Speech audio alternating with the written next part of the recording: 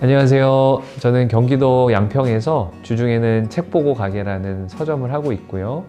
또 주일에는 공명교회에서 사역하고 있는 황인성 목사입니다. 반갑습니다.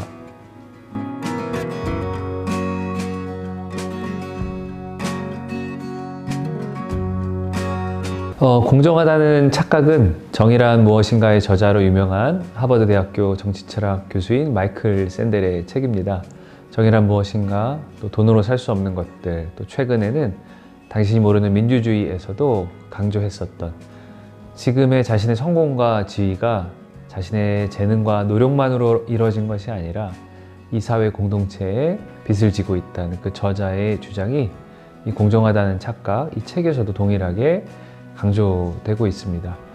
원래 이 책의 원제는 The Tyranny of Merit이라고 번역을 하면 능력주의의 폭정 정도로 번역될 수 있겠습니다. 즉 자신의 힘과 능력으로 성공했기 때문에 그렇지 않은 사람들, 소위 실패하고 가난한 사람들에 대해 그들이 게으르고 또 노력하지 않았기 때문에 이러한 차별적 대우를 받는 것이 당연하다고 말하는 이런 폭력을 행사할 수 있다라는 것입니다. 이 책에서 저자는 결론적으로 소위 또 성공한 사람들은 자신이 단지 다른 사람에 비해 조금 더 운이 좋았을 뿐이라는 이 사실을 인지해야 한다라는 것을 결론적으로 말하고 있습니다. 바로 이러한 겸손한 자기 인식에서 시작되어야 타인에 대한 포용이 생길 수 있다는 점을 강조하고 있습니다. 마이클 샌델의 정의란 무엇인가를 제대로 읽어본 것은 제가 선교학 THM 공부를 하면서부터입니다. 그 이후에 마이클 샌델이 주장하는 자유주의, 또 자본주의의 뒤에 가려진 어떤 성공의 신화, 또 성공 만능주의에 대한 저항으로서 소위 공동체주의라고 말할 수 있는 그 공동체성에 대해 또 매력을 느끼게 되었습니다. 제가 이해하기로는 사실 성경의 구약 그리고 신약에서도 예수님께서 강조하시는 사상은 결국 바로 이 차별적 평등에 대한 부분입니다.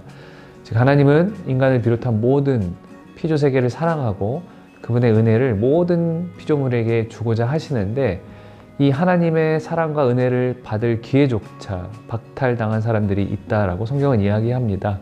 이들이 바로 고아와 객과 과부로 표현되는 바로 소외된 자들입니다. 이들도 하나님의 은혜를 받을 자격이 충분히 있기 때문에 예수님 먼저 이들에게 먼저 다가가서 차별적 평등이라는 개념으로 또 소외된 자들에게 다가서신 것입니다.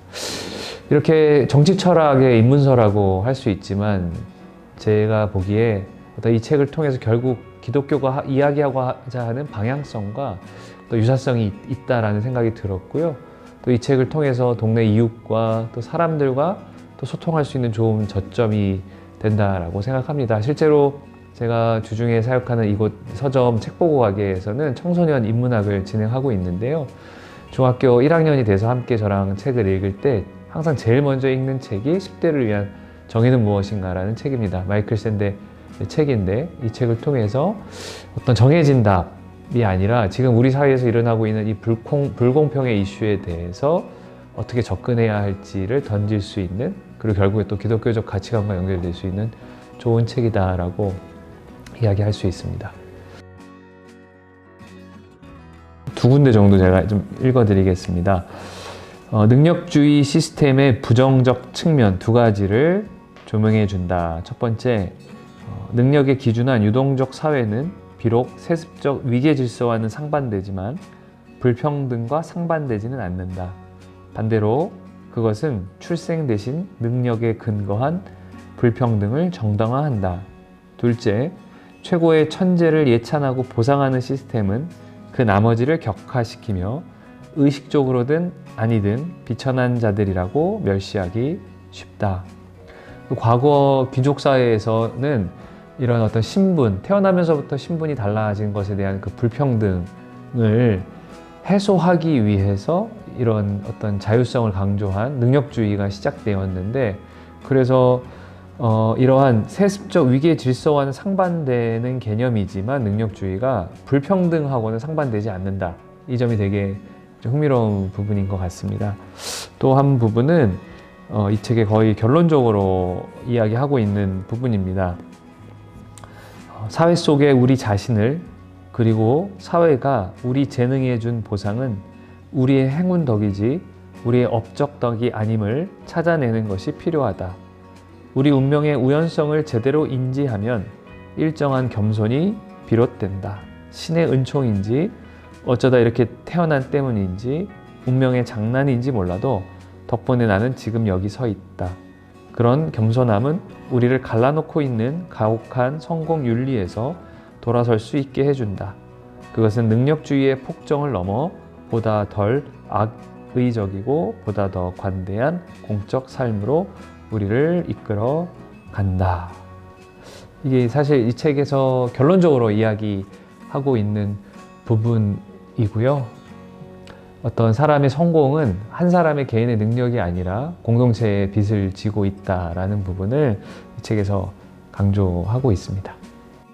특별히 이 책 공정하다는 착각은 또 지금 시즌인 만큼 또 수능 한 문제, 또 시험 한 문제로 성적 등급이 달라지고 대학교가 달라지는 이 치열한 경쟁 구조 속에서 또 본인이 받아들이고 있는 그 성적표를 보고 좌절하는 청소년들에게 그리고 그와 유사한 시절을 지나온 어른들에게 일독을 권하고 싶습니다. 왜냐하면 여러분은 그 성적표보다 더 괜찮은 사람이기 때문입니다. 혹 원하는 대학 또 직장에 가지 못했을지라도 들어가는 사람조차도 나보다 조금 더 운이 좋았을 뿐, 또 그도 나와 역시 동일한 사람일 뿐이라고 또 이야기하며 스스로 자존감을 지키라고 말하고 싶습니다. 왜냐하면 하나님은 이러한 능력과 상관없이 여전히 나의 어떠함과 상관없이 나를 사랑하신다라는 그 사실을 깨달으면 좋겠습니다. 또 그렇게 그 한 끗 차이로 또 소위 성공을 거둔 사람들 입장에서도요, 동일하게 내가 조금 더 운이 그냥 좋았다. 우리 기독교적으로 표현하면 내가 하나님께 조금 더 은혜를 입었다라고 생각하면서 더 겸손한 마음을 가지면 좋겠습니다. 그리고 그러한 자신의 그 성공의 열매를 또 다른 사람들과 기꺼이 나누는 연습을 하면 좋겠습니다.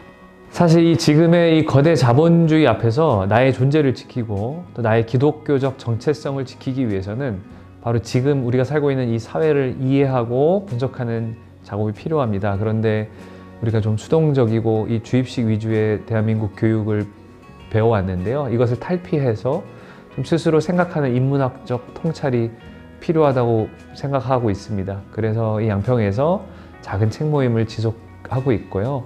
우리가 이런 인문학적 저항 속에서 바로 우리 신앙적 정체성도 더욱 확고해질 수 있을 것입니다.